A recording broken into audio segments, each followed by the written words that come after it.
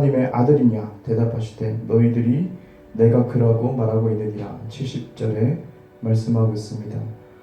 다 이르되 많은 사람들이 똑같은 그런 목적을 두고 예수님 죽이려고 하는 목적을 두고 하나님의 아들이냐, 바로 이 메시지, 나는 하나님의 아들이냐. 그렇죠. 사람들이 좀 순환시켜서 말씀을 하죠.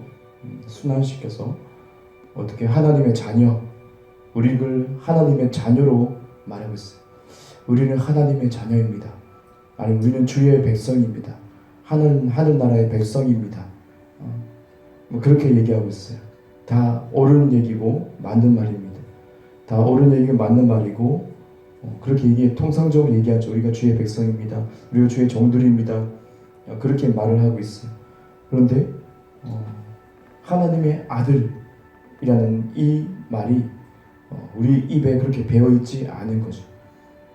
예수님 시대 때 마찬가지고 이 하나님의 아들이라는 이 말이 마귀가 책잡으려고 했던 것이고 이것으로 예수님을 정죄했죠.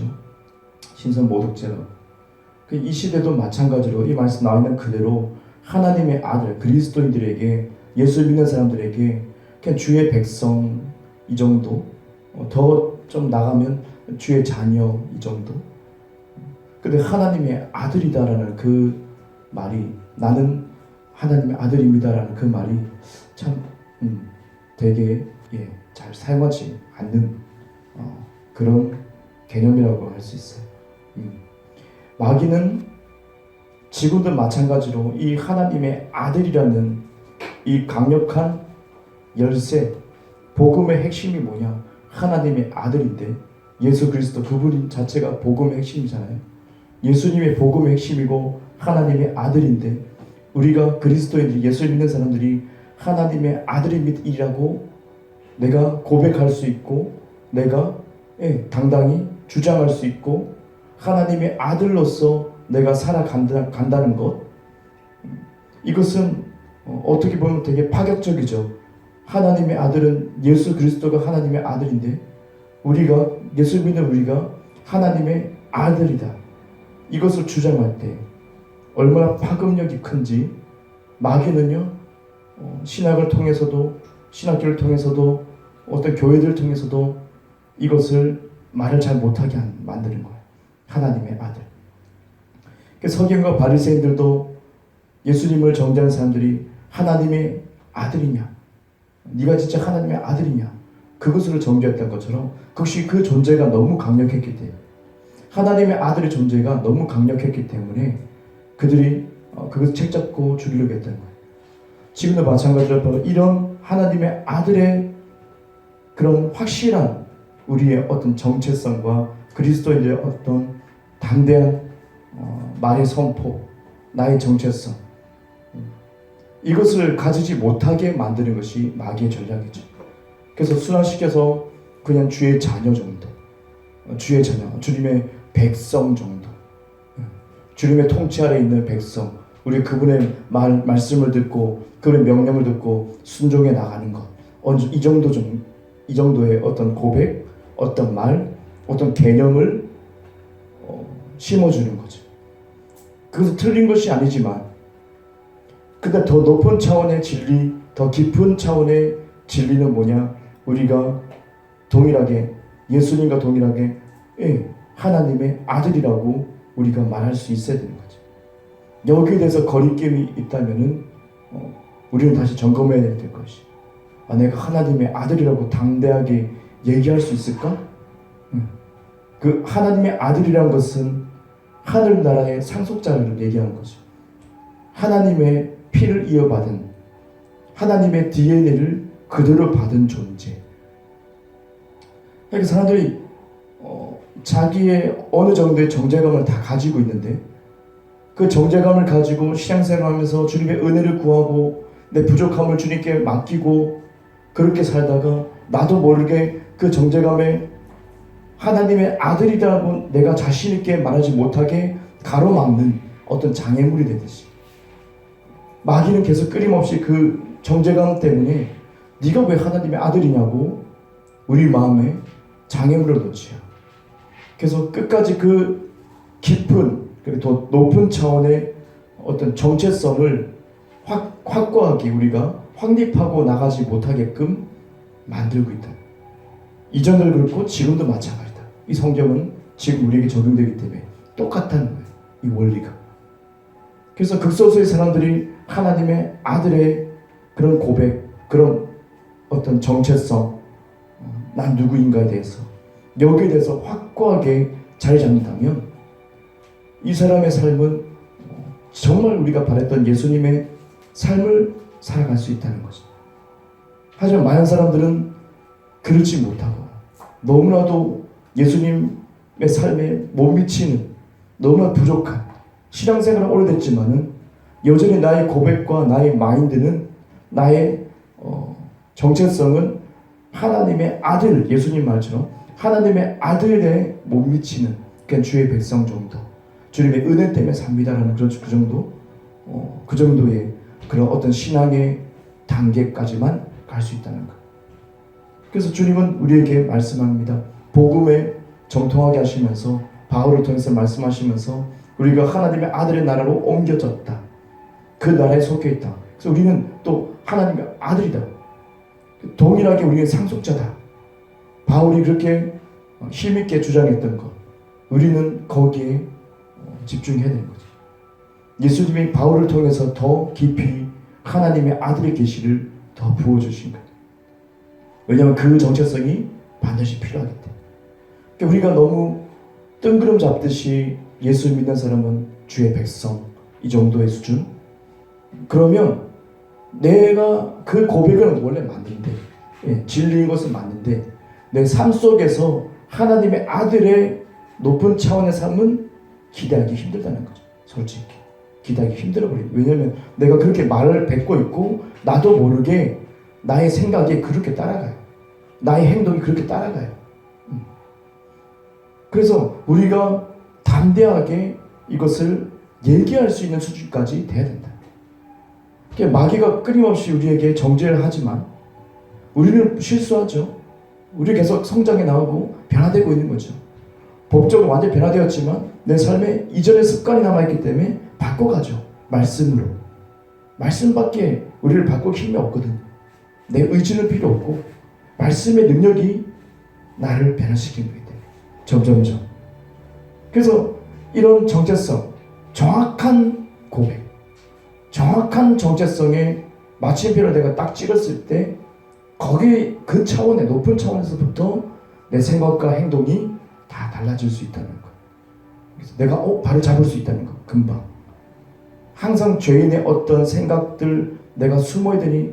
그러니까 아담과 하와가 죄를 졌을 때 에덴 동산의 그 풍성한 하나님의 통치 안에서도 숨었잖아요. 하나님의 통치 안에서도 숨었어요. 똑같이 그리스도인들도 많이 숨어요. 내가 실수했고 내가 어떤 잘못을 했고 그 즉시 정죄감이 내 마음을 잡아서 숨는다는 거죠. 주님 앞에 나가지 못하는 거. 주님 앞에 당당히 나가지 못하고 내 마음 안에서도 숨는다는 거죠. 그 죄의식 때문에 숨는 거거든요. 근데 예수님의 피는 그것을 깨뜨렸다는 거예요. 진리는 그것을 깨뜨렸다는 거예요. 숨지 말라는 거죠. 의가 됐다. 의. 하나님의 의로움이 됐다고 복음은 얘기하고 있어요. 근데 우리가 정체성이 나의 고백이 명확하지 않으니까 약간 뿌옇게 내 고백이 주의 백성 정도. 그렇게 되면 그 정도 수준밖에 머물 수밖에 없다. 더 돌파하지 못하고 돌파를 원합니다. 신앙의 어떤 높은 찬을 원합니다. 주님의 기적을 바랍니다. 하면서도 나의 고백과 나의 정체성이 낮은 단계에 있다면은 어떻게 할 수가 없어요. 우리 믿음대로 되기 때문에 어떻게 할 수가 없어요. 내 믿음을 끌어올려야 되는데 높은 찬을 끌어올려야 되는데 그것은 내 말부터 점검하고 그리고 내 마음을 믿는 나의 정체성도 어디에 지금 머물러 있는지 그걸 점검해야 됩니다. 그래서 우리의 명확한 말이 우리의 명확한 고백이 내 삶의 명확한 삶의 어떤 열매가 뚜렷해진다는 거예요. 이것이 더 선명하면 선명해질수록 이전에 흑백 TV에서 흑백으로 나온 것 근데 칼라 TV 되니까 칼라 나와요. 지금은 FHD, 뭐 UHD 정말 선명하게 너무너무 생생하게 보이는 것처럼 나의 고백이 나의 정체성과 나의 신앙의 고백이 주는 그리스도시요 살아계신 하나님의 아들이십니다. 베드로가 이 고백을 했을 때 예수님이 너 참 복이 있다라고 깜짝 놀랐잖아요. 다들 어떻게 했어요? 예수님 묻잖아요. 사람들이 나를 누구라 그러지? 예수님은 선명한 아주 선명하고 정확한 고백을 원했던 거예요. 왜냐하면 그 고백부터 내 신앙의 기초를 쌓고 높은 차원으로 올라갈 수 있기 때문에. 근데 많은 그 제자들이 어떻게 얘기합니까? 엘리야라고 합니다. 세례 요한이라고 합니다. 예레미야라고 합니다. 그들 선지자 많은 선지자 중에서 한 명이라고 합니다. 사람들이 약간 뿌연 어떤 주소들은 이 정도 되지 않을까? 예수님은 이 정도의 존재가 아닐까? 나에게 이 정도의 은혜를 주지 않을까? 이 정도의 능력을 가지고 있지 않을까라는 어렴풋이 않은 어떤 정의, 그로 인해서 사람들이 예수님을 정확하게 몰랐다는 거죠. 그런데 베드로가 하나님의 계시로 인해서 갑자기 벌떡 일어서더니 얘기한 거예요. 주는 그리스도시요 살아계신 하나님의 아들입니다. 하나님의 아들입니다. 명확하게 얘기했죠. 예수님이 곧바로 칭찬합니다. 네가 복이 있다, 베드로야. 아버지가 너에게 알려주셨구나. 바로 그 고백 위에 내가 교회를 세우겠다 했죠. 예수님께서. 바로 그 고백 위에서 주는 그리스도죠 살아계신 하나님의 아들입니다. 아들의 정체성에서부터 교회가 세워진다 했어요. 교회는 건물이 아니잖아요. 주는 그리스도시요 살아계신 하나님의 아들입니다. 이 고백, 여기서부터 개개인의 신앙이 거기가 기초인 거예요. 그거 내가 고백할 수 있는 것이 기초인 거예요. 그걸 내가 진짜 알고 통달하는 것이 기초인 거예요. 그게 진짜 교회라고 말하는 거예요. 주님이 기대하는 교회. 여러분의 교회잖아요. 한 사람 한 사람이. 그러면 나는 어떤 주의 자녀입니다 이런 수준 말고 예수님이 정말 원했던 것은 뭐냐? 여러분의 고백은 나는 하나님의 아들입니다. 여러분이 하나님의 상속자입니다. 하나님의 아들입니다. 예수님과 이제는 하나가 된 하나님의 아들입니다라고 당당하게 말했을 때 예수님이 기뻐하는 거예요. 나는 뭐 이 정도입니다, 저 정도입니다, 이거 아니고. 그래서 선명한 나의 고백과 선명한 나의 어떤 지식이 여러분의 어떤 열매를 선명하게 만들어주고 여러분의 삶도 더 윤택하게 하나님의 복음 안에서 더 효과적이게 더 탁월한 삶으로 만들어줄 수 있다는 거예요. 내 미래가 조금 부였습니다, 잘 보이지 않습니다. 그러면 내가 점검할 것은 내가 하나님의 아들입니다, 이 신앙 고백이 부족한 건 아닌가? 나는 예수님을 어떻게 생각하고 있는가? 그리고 나는 나 자신이 어떻게 생각하고 있는가? 여기에 대해서 우리가 한번 생각해 보면 내가 더 높이 더 멀리 갈 수 있는 높은 차원의 삶을 살 수 있는 그런 발판이 되지 않을까 생각하는 거예요. 그래서 너희들 나를 누구라 그러냐? 예수님 말씀하신 것처럼 더 명확한 답을 주님은 오늘도 우리에게 요구하고 있다는 거예요. 그래서 우리는 신앙생활 열심히 하고 오래되어도 여기에서 못 미친다면 여전히 낮은 차원에서 그냥 은혜만 바라는, 어떤 사람은 은혜를 누리고 사는데 어떤 사람은 하루하루 은혜를 바라고 있는 그런 수준의, 그것도 훌륭한 거죠. 그러니까 어떤 사람은 치료를 바라고 있지만 어떤 사람은 나는 질병에 걸릴 필요가 없어라는 고백을 해요. 하나님의 아들의 차원에 있는 사람들은요. 그 정체성이 확실하기 때문에. 그러면 그 사람은 질병이 왔다가 그냥 가버리죠. 질병이 왔다가 가요. 왜요? 정체성이 너무 완전히 깨끗하기 때문에. 너무 선명하기 때문에. 근데 나는 구원받아야 될 죄인이고 나는 주님의 은혜가 필요하고 날마다 주님 나를 불쌍히 여겨주십시오. 정말 훌륭한 신앙이지만 이 차원에서는 많은 것들을 좀 허용한다는 거예요. 안타깝게도 어둠을 조금 허용할 수 있다는 거예요. 주님의 은혜의 손만 바라기 때문에. 그래서 이 수준에서 우리가 더 올라가는 높은 단계, 한 단계 더 올라갈 수 있는 그런 단계까지 주님은 선명한 고백, 선명한 우리의 정체성, 예수님이 누구인가 그처럼 이제 그분이 나에게 들어왔으니까 나는 누구인가의 질문을 던져야 되는 거예요. 그래서 우리가 담대하게 선포해 나갈 수 있는, 거리낌 없이, 아무런 거리낌 없이 난 하나님의 아들이야, 마귀 앞에 딱 서서 난 하나님의 아들이야 라고 당당하게 얘기한다면, 그 정체성이 확립이 됐다면 마귀는 즉시로 무릎을 꿇을 거예요. 우리 앞에서 예수님 가시는 곳마다, 그죠? 귀신들이 무릎 꿇잖아요. 멸하려고 오셨습니까? 그렇게 것처럼. 하지만 지금은 귀신들은, 마귀들은, 악한 영들은 성도님들을 보고 가지고 놀죠. 가지고 놀죠. 정확한, 명확한 정체성이 확립이 되지 않기 때문이죠. 않기 때문에. 그래서 우리가 이제 장성한 자는 스스로 할 수 있는 거예요. 어린아이들은 부모님의 지도를 받고 배우고 교육을 받고 하나하나 해 나가야 되지만, 장성한 자는 알아서 해요. 아침에 알아서 일어나고 알아서 씻고 알아서 길을 건너고 차 조심하고 몇 번 타야 되고 버스 어디서 내려야 되고 무슨 일을 해야 되고 알아서 하죠. 그 차원이 이제 장성한 차원까지 우리가 올라가는 거. 저와 여러분이 이 정확한 선명한 나의 신앙 고백이 있다면, 그것이 나의 기초로 삼는다면, 여러분은 하나님의 이거 할까요 저거 할까요 일일이 물어보고 그런 수준이 아니고 즉각 아는 거죠. 어른이 되면 우리가 아는 것처럼 즉각 알게 돼요. 뭘 해야 되겠다. 이때는 기도를 할 시기야. 이때는 내가 좀 말씀을 더 봐야 될 시기야. 내가 이때는 행동해야 될 시기야. 이런 것들이 이제는 장성한 분량까지 자라게 되면, 내 정체성, 내 이 신앙 고백이 선명해진다면 여러분이 하나님께 일일이 이거 할까요 저거 할까요 오른쪽 할까요 왼쪽 할까요를 안 물어본다는 거죠. 그 수준까지 가야 된다는 거죠. 주님의 뜻을 알아서. 왜? 장성한 자는 주님의 뜻을 알기 때문에, 아버지 마음과 동일하기 때문에, 내 마음이 아버지가 마음과 똑같기 때문에 일일이 안 물어본다는 거죠. 그래서 저는 예수님 믿고 막 전도할 때 혼자 막 미친 듯이 나가서 그냥 전도할 때 오른쪽 갈까요 왼쪽 갈까요 다 물어봤어. 오른쪽 가라. 오른쪽 가는 거 조심해라. 예 조심합니다. 왼쪽 가라. 저 도와줘라. 다 줘야 돼.